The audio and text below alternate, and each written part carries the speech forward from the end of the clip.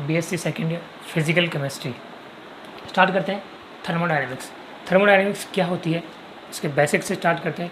मैं एक रिएक्शन लिखता हूँ कि A plus B reactants are reaction and form C plus D product. Reactant to product कोई रिएक्शन हो रहा है तो इसमें two types changes are possible, physical and chemical. दोनों टाइप के इसमें चेंजेस हो सकते हैं। अब ड्यूरिंग द चेंजेस केमिकल और फिजिकल चेंजेस के दौरान, परिवर्तन के दौरान रिएक्टेंट टू प्रोडक्ट बनने पर इस अभिक्रिया में यदि एनर्जी चेंज हुआ है, ऊष्मा एक रूप से दूसरे रूप में चेंज हुई है, ठीक है, या कहें कि यह केमिकल एनर्जी थी वो फिजिकल एनर्जी किसी मैकेनिकल यांत्रिक ऊर्जा में चेंज हो गई, या फिर ये कहें कि जो मैकेनिकल एनर्जी थी कि दोनों ने आपस में मैकेनिक्स किया, डायनेमिक टक्कर हुआ, कोलिजन हुई और फिर कोई नया प्रोडक्ट बन गया, केमिकल चेंज हो गया, एनर्जी केमिकल में हुई है तो कहेंगे कि केमिकल चेंज है। तो एनर्जी चेंज तो हुआ है। अब एनर्जी चेंज हुआ है किसके थ्रू हुआ है?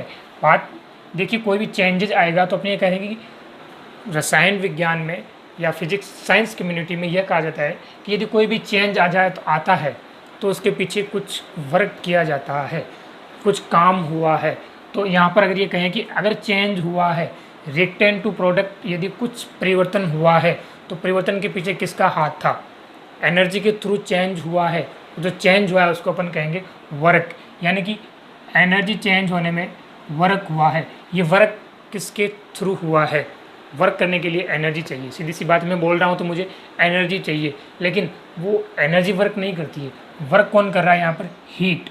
यदि हीट के थ्रू, यदि इस अभिक्रिया में ऊष्मा के कारण वर्क हुआ है या ऊष्मा ने वर्क किया है और फिर एनर्जी चेंज हुआ है, तो इस टाइप का जो प्रोसेस है, ठीक है, उसमें कुछ थर्मोडायनेमिक्स का रिलेशन नज़र आ रहा होगा, ठीक है, क्योंकि सभी रिएक्शंस में ऐसा होता है, चाहे वो नेचर की फिजिकल रिएक्शन हो या केमिकल रिएक्शन हो, मेरा बोलना हो या मेरा चलना हो, मेरा मार्कर का चलाना हो या मार्कर से कुछ लिखना हो, आपका देखना हो, कुछ भी हो, उसमें वर्क हो रहा है। और वर्क किसके थ्रू हो रहा है? वर्क के लिए चाहिए आपको एनर्जी। तो एनर्जी चेंज हो रही है, एनर्जी एक फॉर्म से दूसरे फॉर्म में कन्वर्ट हो रही है। उस कन्वर्ट करने के लिए क्या किया जा रहा है, कौन सा प्रोसेस है, उस प्रोसेस को अपन पढ़ेंगे थर्मोडायनेमिक्स में।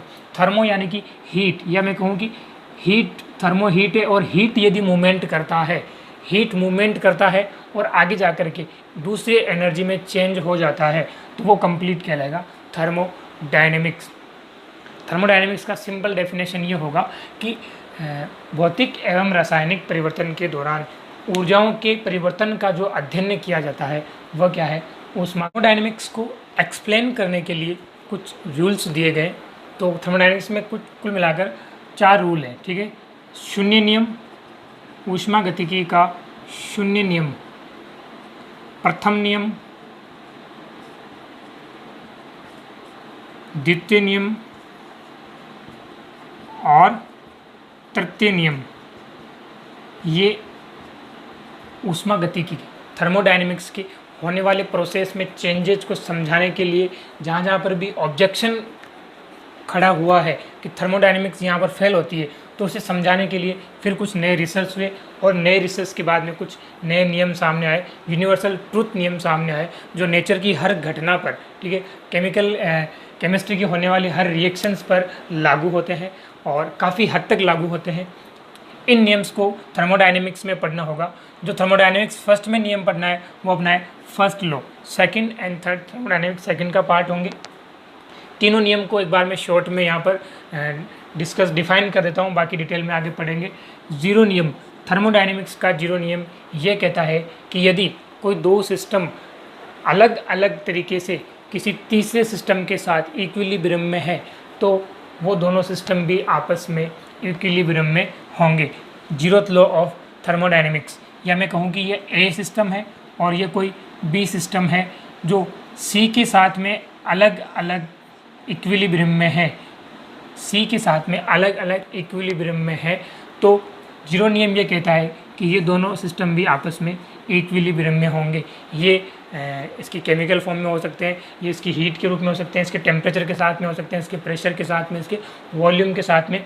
यदि ये दोनों अलग अलग इक्विलिब्रियम में है तो आपस में भी इक्विलिब्रियम में होंगे। नियम ऊर्जा संरक्षण का नियम भी कहा जाता है।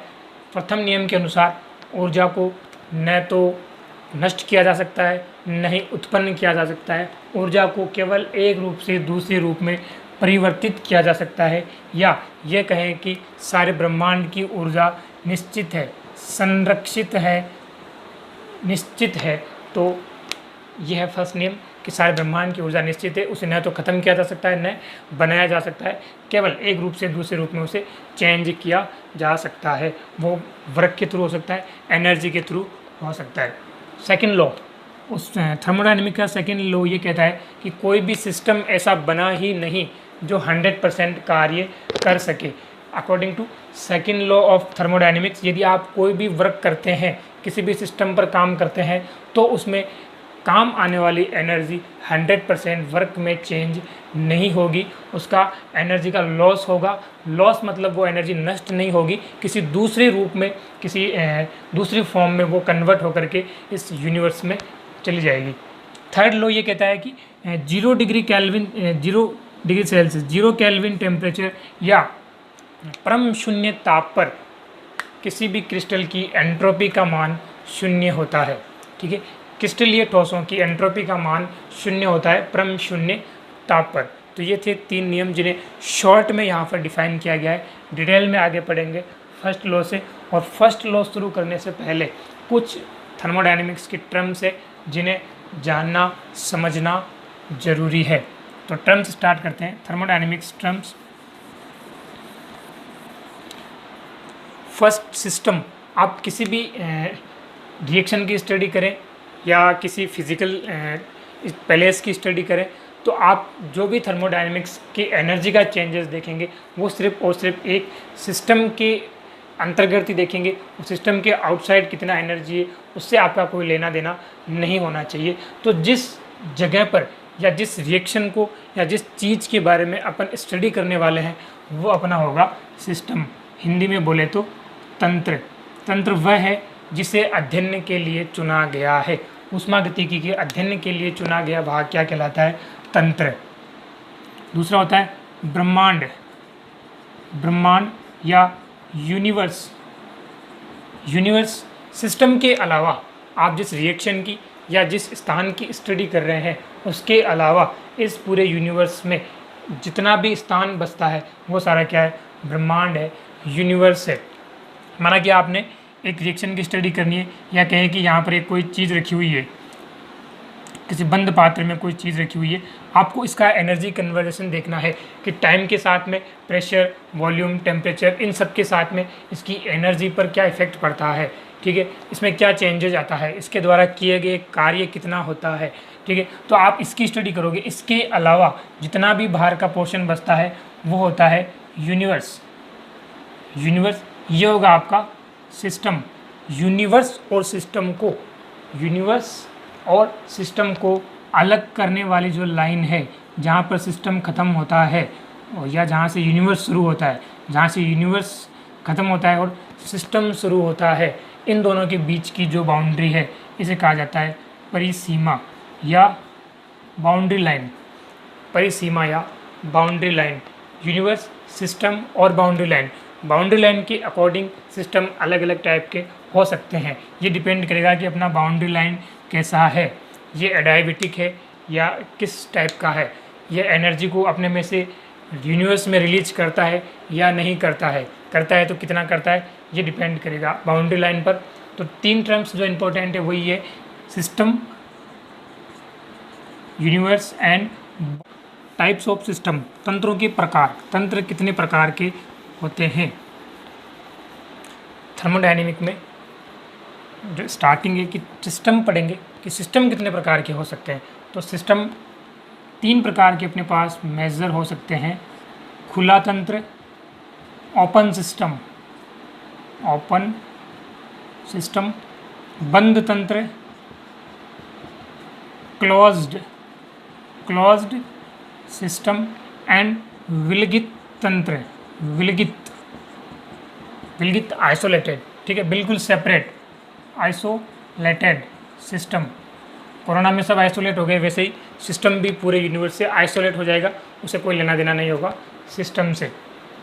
ओपन सिस्टम वह सिस्टम है जिसमें सिस्टम का मैटर, ठीक है, यानी कि सिस्टम में जो चीज़ अपने ऊष्मागतिकी के अध्ययन के लिए चुनी है वो और उसकी एनर्जी दोनों यूनिवर्स के साथ में एक्सचेंज हो सकते हैं। यहाँ मैं एक डायग्राम ड्रॉ कर देता हूँ कि ये मेरे पास कोई सिस्टम है, इस सिस्टम में मैंने कुछ मैटर लिया है, द्रव्य लिया है जिसकी मैं स्टडी करना चाहता हूँ, ठीक है, लेकिन मेरा सिस्टम क्या है, खुला है, खुले प्रकार का है, तो यानी कि इसमें से मैटर भी बाहर जा सकता है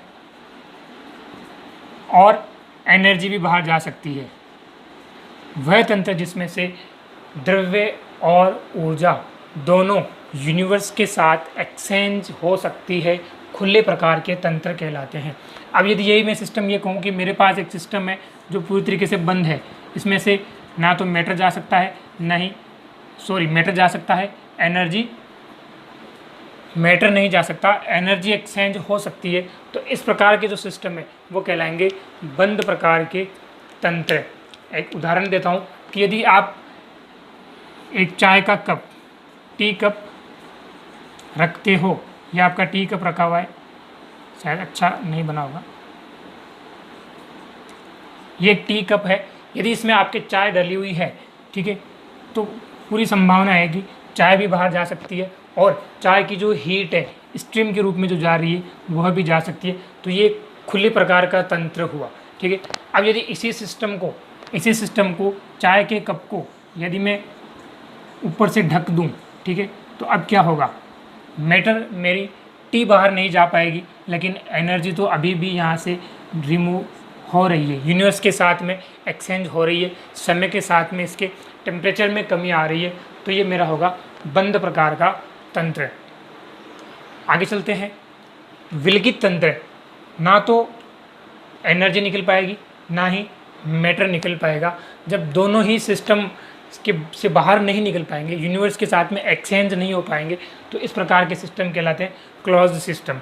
यानी कि इसी चाय को, जो चाय मेरे कप में रखी हुई थी, उस चाय को यदि मैं अब एक थर्मस में डाल देता हूँ, ये मेरा एक थर्मस है जो आइसोलेटेड है, थर्माकोल है, पूरा पैक है।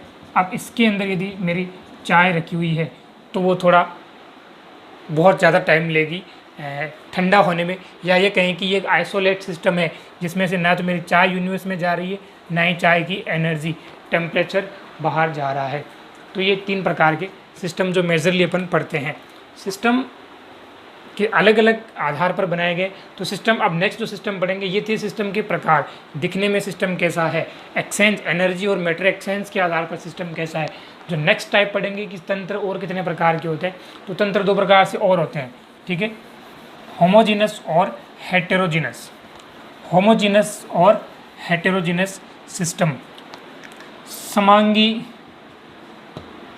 और विषमांगी तंत्र। समांगी तंत्र, अब एक सिस्टम अपन ने लिया था कि इस सिस्टम में मेरा लिया गया मैटर, यानी हर डायरेक्शन में, हर स्थान पर बराबर केमिकल कंपोजिशन रखता है, बराबर संगठन का है, तो वो सिस्टम होगा मेरा होमोजीनस, ठीक है। संगठन क्या होना चाहिए, बराबर, हर जगह इसका कंपोजिशन बराबर है, तो वो होगा समांगी सिस्टम। और यदि संगठन बराबर नहीं है, यहाँ पर ये थोड़ा ज़्यादा कंसंट्रेट है, यहाँ पर डाइल्यूट है, तो फिर वो एक विषमांगी सिस्टम हो जाएगा। उसका एनर्जी चेंज और मैटर चेंज जो यूनिवर्स के साथ है वो होमोजेनस सिस्टम के कंपैरिजन में अलग टाइप से प्राप्त होगा, उसकी पूरी थर्मोडायनेमिक्स अलग टाइप की होगी। तो वो होते हैं विषमांगी सिस्टम। संगठन बराबर नहीं होता है तो वो होंगे विषमांगी सिस्टम। यदि किसी भी सिस्टम की स्टडी की जाती है तो उस सिस्टम के कुछ गुण होते हैं, ठीक है, कुछ फिजिकल प्रॉपर्टीज़ होती है, कुछ केमिकल प्रॉपर्टीज़ होती है। तो सिस्टम के थर्मोडायनेमिक्स में जो सिस्टम पढ़ेंगे उसके टू टाइप्स प्रॉपर्टीज़ है, जिनको हिंदी में विस्तीर्ण एवं गहन गुण और एक्सटेंसिव और इंटेंसिव प्रॉपर्टीज़ कहा जाता है। देखिए दोनों प्रॉपर्टीज़ क्या होती है, एक्सटेंसिव और intensive.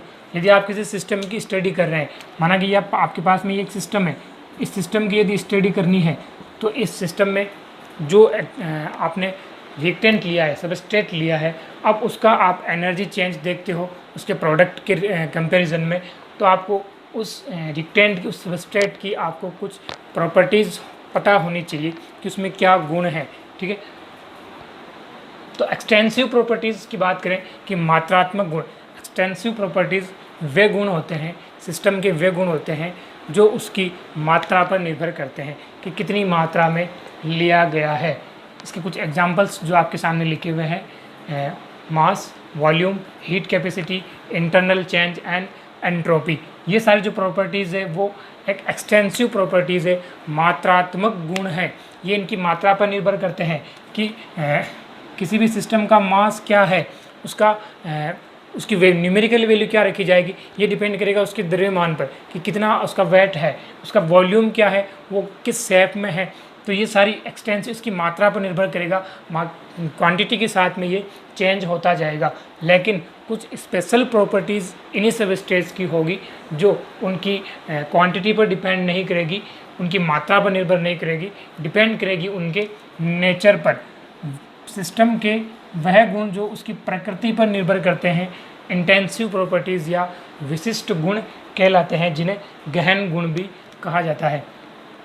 Temperature, pressure, concentration, density, dipole moment, viscosity, surface tension, molar volume and gas constants, जिसके कुछ एग्जाम्पल है जो उसकी प्रकृति पर निर्भर करते हैं। ये कितनी मात्रा में लिया गया है कोई मैटर नहीं करता है, मैटर करेगा कि ये किस टाइप का है।